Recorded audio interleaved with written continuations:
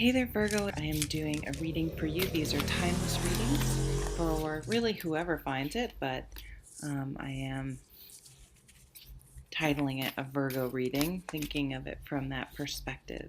So thanks for joining me. Let's see what's going on. Someone is currently crafting a reason to reach out to you. And the reason itself is just packaging for what they actually want to say. They're not going to lead with the real reason. They can't. The real reason is too vulnerable, too honest, too exposing. So they're looking for something acceptable, something casual, something that gives them plausible deniability if you don't respond the way they hope. A question that seems innocent, an excuse that seems reasonable, a reason that lets them test the waters without fully committing to diving in. And underneath that surface reason, there's intensity, there's buildup, there's something they've been holding back that's creating pressure. The contact isn't casual, even though they're going to try to make it seem casual.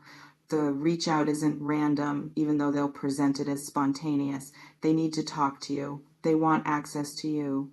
They're creating excuse because the truth feels too risky to lead with.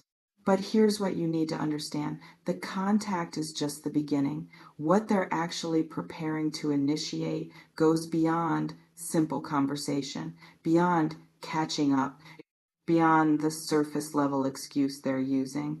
Things are about to shift dramatically in this situation. Tensions that have been building are approaching release. Dynamics that have been stable are about to destabilize. The calm is about to break. Let me reveal what's currently building beneath the surface. In the specific energy of someone preparing to reach out while carrying hidden agenda, there's always gap between stated reason and actual motivation. The stated reason is safe. The actual motivation is vulnerable.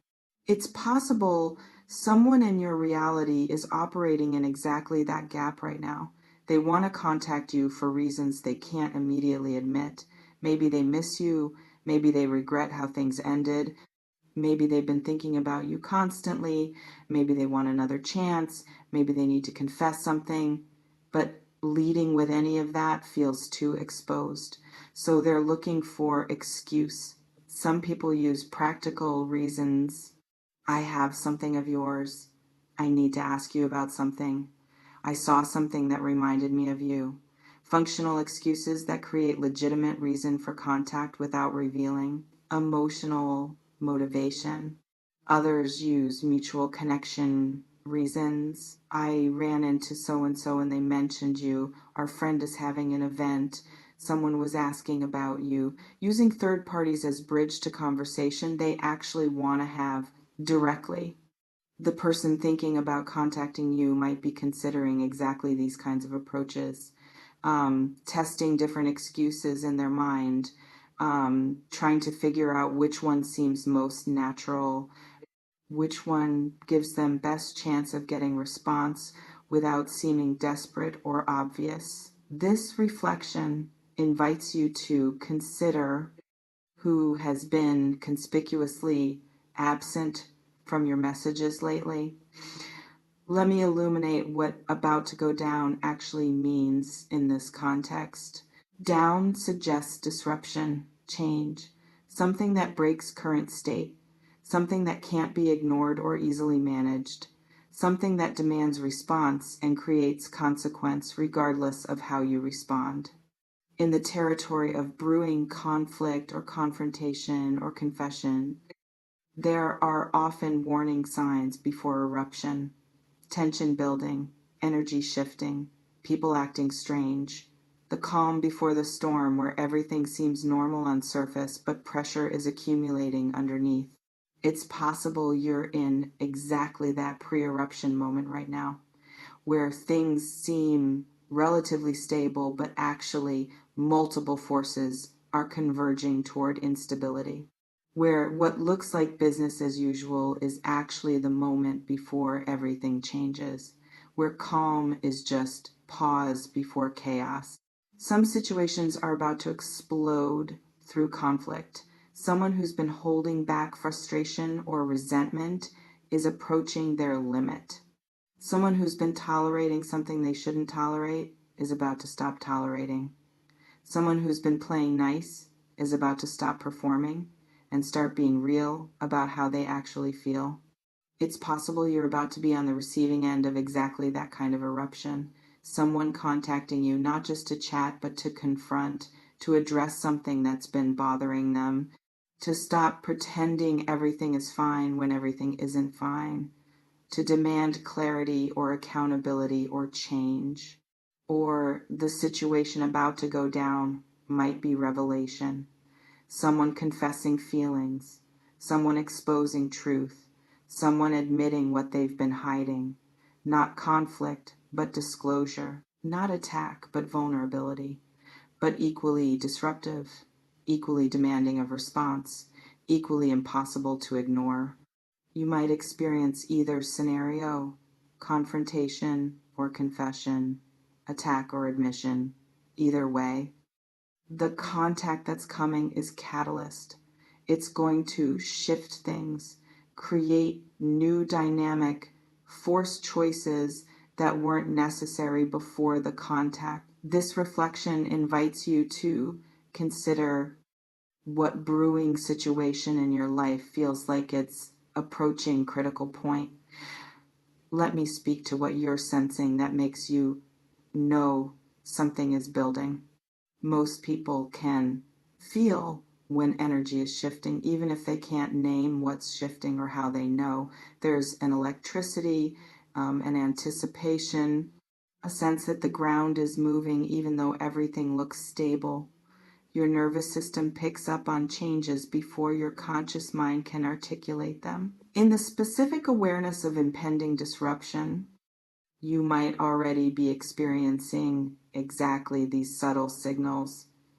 Thinking about certain person more than usual, feeling anxious without clear cause, having dreams that hint at coming conversations or confrontations, your subconscious processing what's approaching before it arrives. It's possible you've been having exactly these experiences. Someone keeps coming to mind who you haven't heard from in a while. You keep checking your phone expecting message that hasn't come yet. You're feeling unsettled about situation. That looks fine on surface. All signs that something is building, even if you don't know exactly what. Some people dismiss these feelings as paranoia or anxiety. They tell themselves they're imagining things. They rationalize away the sense of impending shift, and sometimes that's accurate. Sometimes anxiety is just anxiety. But other times it's accurate perception of energy that's gathering before it manifests. You might need to trust what you're sensing, to recognize that the unsettled feeling isn't necessarily dysfunction. It might be awareness. It might be your system preparing you for change that's approaching. It might be accurate reading of energy that others aren't picking up on yet. This reflection invites you to consider, what have you been sensing that you've been dismissing as overthinking? Let me reveal what you need to prepare for when contact comes. If someone reaches out with excuse, don't just respond to surface level. Pay attention to subtext, to what they're not saying directly, to the energy beneath the words. The excuses cover. The real conversation is what happens after you engage with the excuse. In the navigation of contact with hidden agenda, most people make mistake of taking stated reason at face value. Someone says they're reaching out about practical matter and they engage only with practical matter. They miss the opening. They don't create space for the deeper conversation trying to happen. It's possible you'll need exactly that kind of perceptiveness when contact arrives.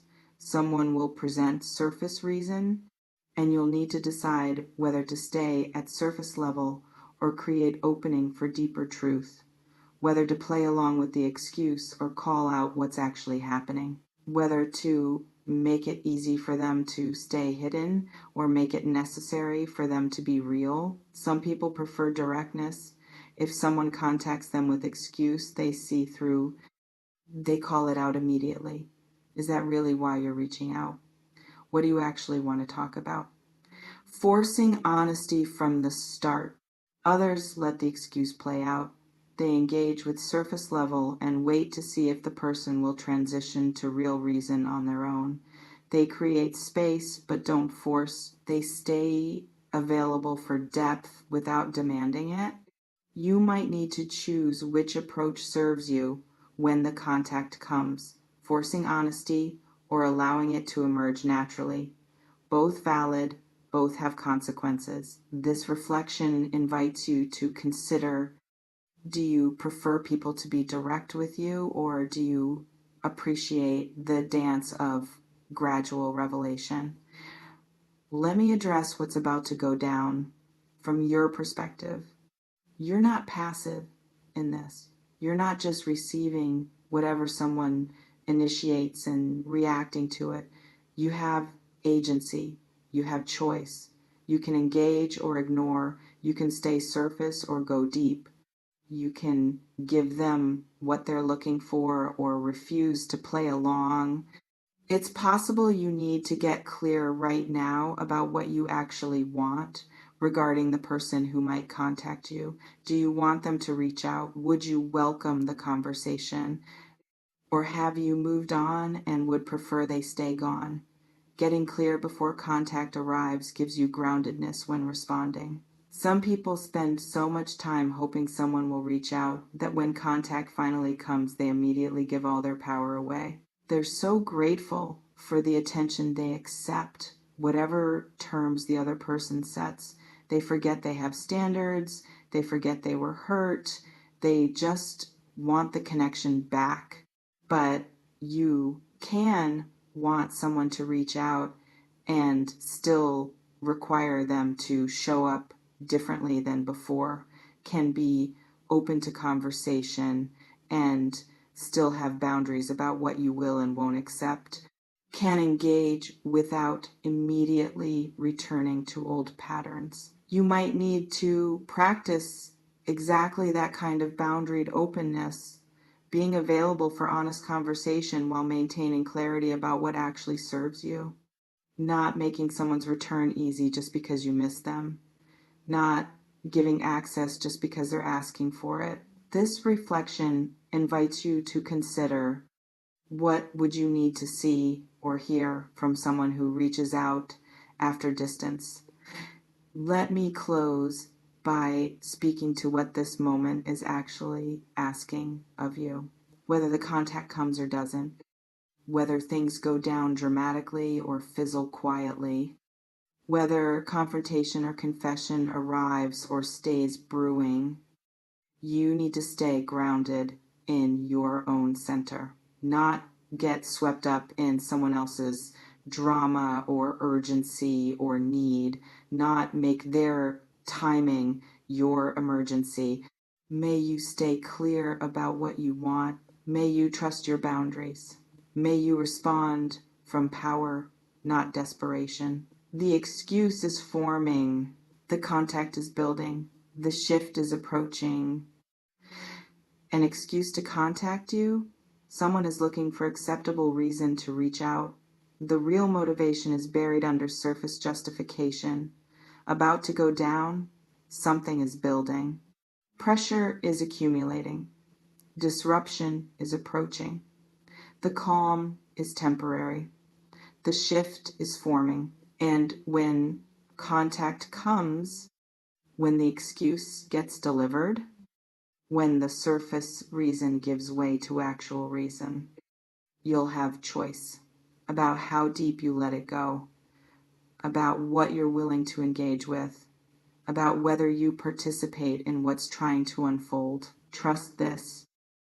Trust that you can handle whatever is approaching. Trust that you don't owe anyone engagement just because they reach out. Trust that you're allowed to protect your peace even when someone wants to disrupt it. Stay boundaried, stay clear, stay grounded. The contact is coming. The disruption is forming. The choice is yours.